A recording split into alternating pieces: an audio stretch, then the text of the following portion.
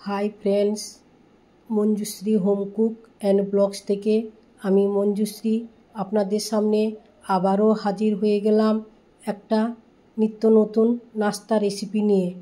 তাহলে বন্ধুরা চলুন আমি এখানে কিভাবে এই নাস্তা রেসিপিটা কি উপকরণ দিয়ে কিভাবে তৈরি করলাম আপনারা একটা লাইক দিয়ে ফুল রেসিপিটা দেখলে বুঝতে পারবেন আমি এখানে কিভাবে এই মুচমুচে এবং খাস্তা নাস্তা রেসিপিটা তৈরি করলাম। খুব টেস্টফুল এবং খুব সুস্বাদু, বাচ্চা থেকে বড় সবাই এই ধরনের নাস্তা রেসিপি পছন্দ করবেন আমার তো মনে হয়। তাহলে বন্ধুরা এখানে কিভাবে তৈরি করলাম আপনারা দেখতে থাকুন। এখানে একটা বাটির 1 বাটি ময়দা নিলাম, হাফ চামচের থেকেও আরও কম লবণ নিলাম, আর অল্প একটু চিনি নিলাম, নিয়ে সঙ্গে দিলাম সাদা তেল কিছুটা। এবার আমাদের কাজ করতে হবে, ভালো করে হাত দিয়ে ঘষে ঘষে ময়মটা ঠিকঠাকভাবে ময়ম দিতে হবে। তাহলে দেখুন বন্ধুরা, এই হাতে মুঠো করতে বোঝা যাচ্ছে আমার ময়মটা পারফেক্ট হয়েছে। হাতের মধ্যে যে ঠুসোটা, এই মুঠোটা যে ঠুসকি দিলে ভেঙে যাবে, তাহলে বুঝতে পারবেন এখানে আমার ময়মটা পারফেক্ট হয়েছে। ময়মটা দেওয়ার পর এবার আমি আস্তে আস্তে অল্প অল্প করে জল দিয়ে এখানে একটা ডো তৈরি করে নিব। আপনারা চাইলে ময়দা না দিয়ে আটা দিয়েও তৈরি করতে পারেন। আটা দিয়ে তৈরি করলে এই রেসিপিটাও খুব ভালো হয়, তবে আমি এখানে ময়দা দিয়ে তৈরি করেছি। এবার ডোটা মোটামুটিভাবে আমার হয়ে গেছে। এবার ভালো করে ঠেসে অল্প একটু সাদা তেল দিয়ে আমি 10 মিনিটের মতো রেস্টে রেখে দেব। অবশ্যই আপনারা ডোটা মাখানোর পর অল্প একটু তেল বা ঘি, যাই হোক যেটা আপনারা পছন্দ করবেন, দিয়ে আমি 10 মিনিটের মতো ঢাকনা দিয়ে দিলাম। এবার সরিয়ে রেখে অন্যদিকে কড়াইটা গরম করে নিয়েছি। গরম করার পর এখানে আমি সাদা তেল নিয়েছি। সাদা তেলটা গরম করে নিয়ে হাফ চামচ সাদা জিরে ফোড়ন দিলাম। জিরেটাকে একটু ভেজে আসার পর বা ভেজে নেওয়ার পর ফোড়ন থেকে একটা স্মেল বেরোনোর পর আমি এখানে কুচনো পেঁয়াজ দিয়ে দিলাম। পেঁয়াজটাকেও কিছুক্ষণ ভাজার পর এখানে ছটা বা 7টা থেকে কাঁচা লঙ্কা কুচি এখানে দিয়ে দিলাম। তারপর একটা বড় সাইজের টমেটোর অর্ধেকটা নিয়ে ছোট ছোট করে কেটে দিয়ে দিয়েছি। তার সঙ্গে দিলাম হাফ চামচ লবণ, হাফ চামচ হলুদ গুঁড়ো, হাফ চামচ কাশ্মীরি লাল লঙ্কার গুঁড়ো দিয়ে কিছুক্ষণ ভালো করে ভেজে নিব। তাহলে মশলাটার সঙ্গে পেঁয়াজ, কাঁচা লঙ্কা, টমেটো একসঙ্গে আমার এখানে ভাজা হয়ে এসছে। এবার এখানে আমি ডিম ফাটিয়ে দিয়ে দিব। এখানে আমি 2টো ডিম দিয়ে তৈরি করেছি। পরপর 2টো ডিম আমি ফাটিয়ে ওই মশলার মধ্যে দিয়ে দিলাম। এবার আমাদের কাজ করতে হবে, এই মশলার সঙ্গে ডিমটাকে ভেজে নিতে হবে, ভুজিয়ার আকারে আস্তে আস্তে করে ভেজে নিতে হবে। এই সময় গ্যাসের ফ্লেমটা লো টু মিডিয়ামে রেখে এই ডিমের ভুজিয়াটা তৈরি করে নিতে হবে। তাহলে দেখুন বন্ধুরা কত সুন্দরভাবে ডিমের ভুজিয়াটা তৈরি হয়ে গেছে। এবার একটা থালার মধ্যে আমি তুলে নিব।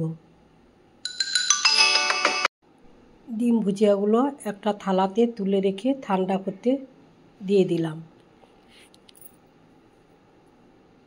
এই ভুজিয়াটা পারফেক্ট তৈরি করতে হবে। তাহলে চলুন বন্ধুরা এবার ফেরা যাক ময়দাটা, ডোটা যে মাখিয়ে রেখেছিলাম ময়দাটা কতটা সফট এবং নরম হয়ে গেছে, একেবারে তুলতুলে নরম হয়ে গেছে। কড়াইটা পরিষ্কার করে নিয়ে কড়াইতে তেলটা আমি গরম করতে বসিয়ে দিলাম, যে ময়দার নাস্তা রেসিপিটা তৈরি করব।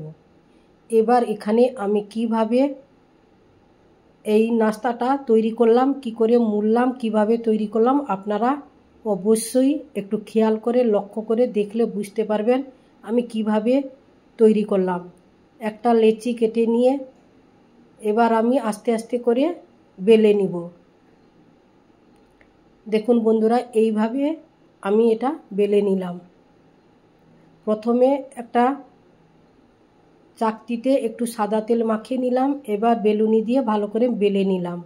বেলে নেওয়ার পর মাঝখানে আমি এই ডিম ভুজিয়াটা আস্তে করে দিয়ে দিব, মাঝখানটাই দিব, কারণ এটা মুড়তে সুবিধে হবে। দেখুন বন্ধুরা আমি কিভাবে মুড়লাম। এইখানে আপনারা চাইলে অল্প একটু জল দিতে পারেন। জলটা দিলে কি হবে না, আঠার মতো বা চিটের মতো ময়দা তো, এটা চিটটা ধরে যাবে আর খুলবে না। এটা আমি প্রথমে একটা বেলে দেখালাম, এই শেপটা ঠিকঠাক হয়নি।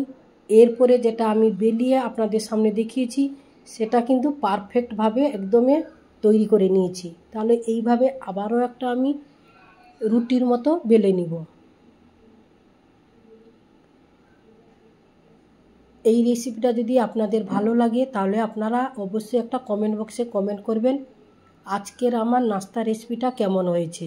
আর যে সকল বন্ধুরা এখনও চ্যানেলটিকে সাবস্ক্রাইব করেননি আপনারা অবশ্যই চ্যানেলটিকে সাবস্ক্রাইব করে পাশে থাকবেন। তাহলে দেখুন বন্ধুরা, দ্বিতীয়বার বেলাটাও আমার পারফেক্ট হয়েছে এবং সুন্দর করে মোড়াটাও। এদিকে মুড়ে দিয়ে একটু জল দিয়ে আমি আস্তে করে মুখটা লাগিয়ে দিলাম যাতে না খুলে যায়। খুলে গেলে ডিমের যে ভুজিয়াগুলো আছে তেলের মধ্যে বেরিয়ে যাবে, তাই আস্তে আস্তে করে চেপে চেপে আমি এখানে শেপ দিয়ে দিলাম। আমি এখানে আস্তে আস্তে করে 3টে তৈরি করে নিয়েছি। অন্যদিকে আমার তেলটাও গরম হয়ে গেছে। এবার ওই তেলের মধ্যে এক এক করে আমি 3টে দিয়ে দিব। এই সময় গ্যাসের ফ্লেমটা লো টু মিডিয়ামে রাখতে হবে, রেখে আস্তে আস্তে করে ভাজতে হবে। কারণ বেশি হাইতে ভাজলে নিচেরটা পুড়ে যাবে কিন্তু ময়দাটা কাঁচা থেকে যাবে। এইভাবে আস্তে আস্তে করে আমি ছান্তা দিয়ে উল্টে পাল্টে এখানে আমি লাল লাল করে ভাজবো। তাহলে বন্ধুরা আমার রেসিপিটা যদি আপনাদের ভালো লাগে আপনারা অবশ্যই লাইক, কমেন্ট, শেয়ার, সাবস্ক্রাইব করতে ভুলবেন না। আর আপনাদের বন্ধু বান্ধবের কাছে বেশি বেশি করে শেয়ার করে দিবেন। দেখুন বন্ধুরা, এই 3টে ভাজতে লাগলাম, অন্যদিকে যতটা মাখিয়েছিলাম আর অন্যগুলো তৈরি করে নেব। তবে আপনাদের সামনে এই 3টে তুলে ধরলাম আমি কিভাবে এখানে ভাজলাম, কিভাবে পারফেক্ট একটা নাস্তা রেসিপি তৈরি করলাম। দেখুন বন্ধুরা এইভাবে লাল লাল হয়েছে, তবে আরও একটু ধৈর্য ধরে আরও একটু খাস্তাভাবে লাল করে ভেজে নিতে হবে।